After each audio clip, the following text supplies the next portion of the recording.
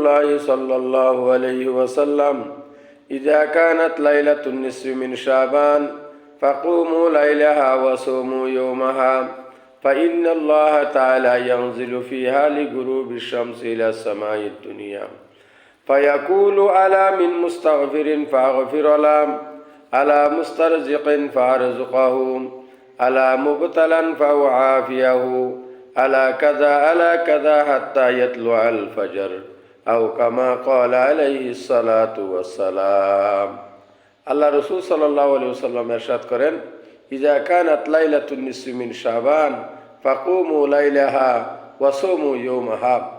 আল্লাহ রসুল সাল্লাল্লাহু আলাইহি ওয়াসাল্লাম ইরশাদ করেন 15 শাবানের রাত্রি জাগরণ করিও এবং ওই দিনে রোজা রাখিও, কারণ ফাইন্নাল্লাহ তাআলা ইয়ানজিলু ফিহা লিগুরুবিশ শামসি ইলাস সামাইদ দুনিয়া, কারণ আল্লাহ তাআলা ওই রাত্রি সূর্য অস্তের সাথে সাথে প্রথম আসমানে অবতরণ করেন। ফাইন্নাল্লাহ তাআলা ইয়ানজিলু ফিহা লিগুরুবিশ শামসি ইলাস সামাইদ দুনিয়া, আল্লাহ তাআলা প্রথম আসমানে অবতরণ করেন। অতঃপর তিনি বলতে থাকেন, কে আসো ক্ষমা প্রার্থনাকারী, আমি তাকে ক্ষমা করে দিব। সুবহানাল্লাহ। আলা মিন মুস্তাগফিরিন ফাগফির লাহ, কে আসো ক্ষমা প্রার্থনাকারী, আমি তাকে ক্ষমা করে দিব। সুবহানাল্লাহ। আরও বলতে থাকে, কে আসো রিজিক প্রার্থী, আমি তাকে রিজিক দেব। কে আসো বিপদগ্রস্ত, আমি তাকে বিপদ থেকে মুক্তি দেব।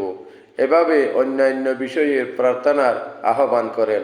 সুবহানাল্লাহ। এভাবে ফজর পর্যন্ত বলতে থাকেন সুবহানাল্লাহ সুবহানাল্লাহ। ইযা কানাত লাইলাতুন নিসফি মিন শাবান ফাকুমু লাইলাহা ওয়া সুমু ইয়াওমাহা ফাইন্নাল্লাহা তাআলা ইয়ানজিলু ফিহা লিগুরুবিশ শামসি ইলা সামাইদ দুনিয়া ফায়াকুলু আলা মিন মুস্তাগফিরিন ফাগফির লাহ আলা মুস্তারজিকিন ফারযুকাহু আলা মুবতালান ফাউআফিয়াহু আলা কাযা হাত্তা ইয়াতলু আল ফজর। ফজর পর্যন্ত বলতে থাকে সুবহানাল্লাহ। সেই জন্য আমরা পবিত্র শবে বরাতের রাত্রে আমরা বেশি করে ইবাদত করব, নামাজ, তাসবিহ, তাহলিল, দুরূদ শরীফ এবং কোরআন তেলাওয়াত এবং কবর জিয়ারত এবং নিজের গুনাহ ইত্যাদি আমরা আল্লাহর কাছে ক্ষমা প্রার্থনা চাবো। আমরা আল্লাহ পাক আমাদের সবাইকে তৌফিক দান করুক। আমিন সুম্মা আমিন।